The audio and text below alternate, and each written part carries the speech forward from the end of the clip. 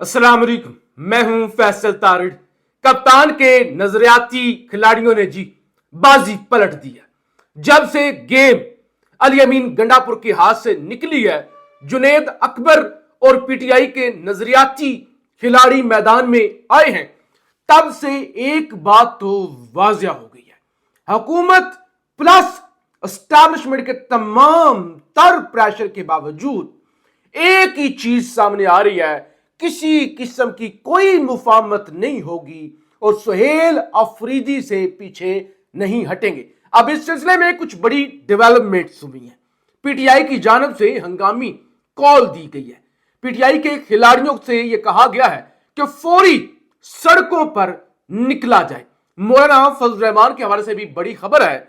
गंडापुर के इस्तीफे की मंजूरी के हवाले से भी एक खबर आई है, वो भी आपके सामने रखनी है। आपसे गुजारिश है इस यूट्यूब चैनल को और फेसबुक पेज को जरूर लाइक करें, सब्सक्राइब करें और अपनी राय का इजहार जरूर किया करें। देखिए जी, अली अमीन गंडापुर का हाथ से लिखा हुआ इस्तीफा भी सामने आया और सबसे बड़ी डेवलपमेंट यह है कि फैसल करीम कुंडी ने अब ये तस्लीम कर लिया कि भाई इस्तीफा मौसूल हो गया है।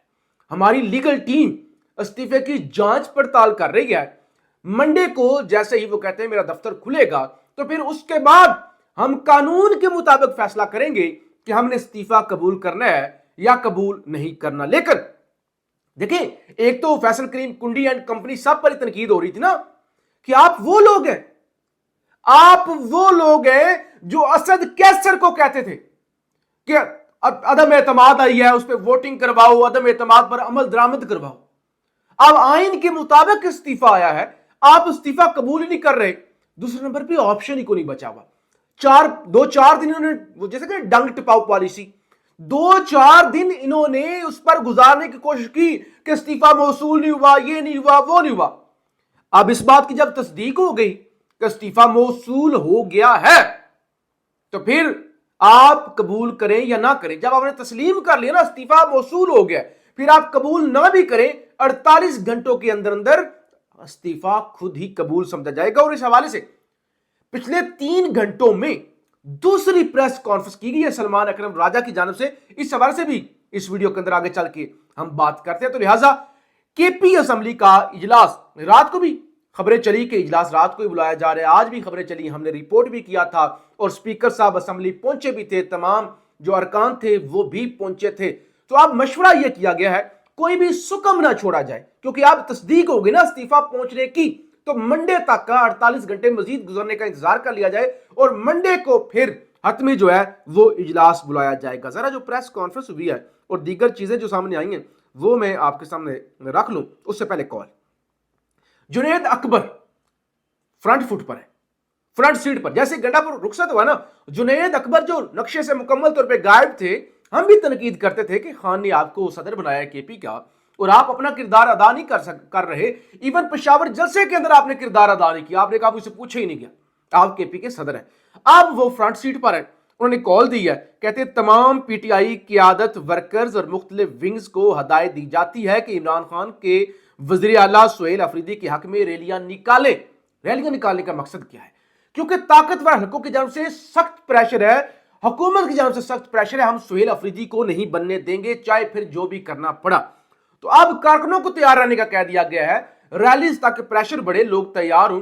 पेशावर की क्यादत और पेशावर के साथ आपका मर्दान हो गया, चारसद्दा हो गया, नौशहरा हो गया, तो सारे इलाकों को कह दिया गया है कि जैसे ही कोई मौका आए इंतखाब वाला और हमें यह लगे कि असेंबली पर कब्जा हो सकता है, तो सब लोगों ने असेंबली का घेराव करना है, यानी असेंबली को महफूज बनाना है। इसलिए ये जो है वो कॉल दे दी गई है। अच्छा, इसके अलावा क्या सूरत हाल है? इसके अलावा जो प्रेस कॉन्फ्रेंस हुई है, सबसे पहले वो मैं आपके सामने रख लूं, फिर जो लाहौर के अंदर सूरत हाल बनी हुई है वो भी आपके सामने रिपोर्ट करनी है। बड़ी खतरनाक सूरत हाल है। गवर्नर की जिम्मेदारी है कि वो हलफ ले, अगर वो वज़ीर आला का हलफ नहीं लेता तो chief justice Peshawar high court किसी की जिम्मेदारी लगा सकते हैं, बैरिस्टर सलमान अकरम राजा। ये दूसरी प्रेस कॉन्फ्रेंस है। पहली प्रेस कॉन्फ्रेंस मैंने इस्लामाबाद रेड जोन में खड़े होकर रिपोर्ट की थी ना, आपको इस्लामाबाद की सूरत हाल बताई थी। ये दूसरी प्रेस कॉन्फ्रेंस है। और देखिए, जब स्पीकर असेंबली ने इनकार किया था, वो जो मखसूस सीटें जो बंदर बांट की गई थी, उन्होंने कहा था मैं हलफ नहीं लूंगा, तो फिर इसी पेशावर हाई कोर्ट ने कहा था ना कि गवर्नर मखसूस सीटों वाले जो माले गनीमत वाले हैं उनसे हलफ ले, तो लिहाजा अब भी उन्होंने कहा पेशावर हाई कोर्ट को इसमें किरदार अदा करना होगा। कहते हैं सुहेल अफरीदी के वज़ीर आला नामजद होने पर कबाइल में जश्न हुआ। सुहेल अफरीदी के आने से सूबे के मामलात को मजीद बेहतर तरीके से आगे बढ़ाएंगे। और आज कम से कम 3 प्रेस कॉन्फ्रेंस हुई हैं, 3 प्रेस कॉन्फ्रेंसों के अंदर जो कि पेशावर प्रेस क्लब के अंदर हुई हैं, मुख्तलिफ, चाहे वो वजीरिस्तान से थे, साउथ वजीरिस्तान से थे, अफरीदी कबाइल थे या दीगर कबाइल थे, उन्होंने जो बड़े बड़े जिरगों के रहनुमा हैं, हेड हैं, मुख्तलिफ जो मुशरान हैं, उन्होंने प्रेस कॉन्फ्रेंस की। उन्होंने कहा हमारी हमायत सुहेल अफरीदी के साथ है। और जो अहम बात की सलमान राजा ने, कहते हैं वज़ीर आला अली अमीन गंडापुर के इस्तीफे की गवर्नर से मंजूरी की जरूरत ही नहीं है, ना ही गजट नोटिफिकेशन की जरूरत है। आईने पाकिस्तान के आर्टिकल 130 की शिक 8 में वाजिया तौर पर लिखा है कि वज़ीर आला का इस्तीफा हाथ से होना चाहिए और इसमें मंजूरी की कोई शर्त नहीं है। कि मंजूरी 48 घंटों में ऑटोमेटिक ही मंजूर हो जाता है, आप ना भी मंजूर करें तो इसकी किसी किस्म की कोई मंजूरी की जरूरत नहीं है। अच्छा, अली मोहम्मद खान जी एक्टिव है, हालांकि उन पर बड़ी तनकीद होती है, तो वो जो मैं ऑलरेडी रिपोर्ट कर चुका हूं। उन्होंने कहा रजीम चेंज की रात हमारे स्पीकर असद कैसर साहब को आइन की पासदारी करते हुए अदम एतमाद की कार्रवाई मुकम्मल करने का कहने वाले कि आप गवर्नर खैबर पख्तूनख्वा को भी वज़ीर आला का इस्तीफा कबूल करने की आइनी जिम्मेदारी पूरी करने का कहेंगे।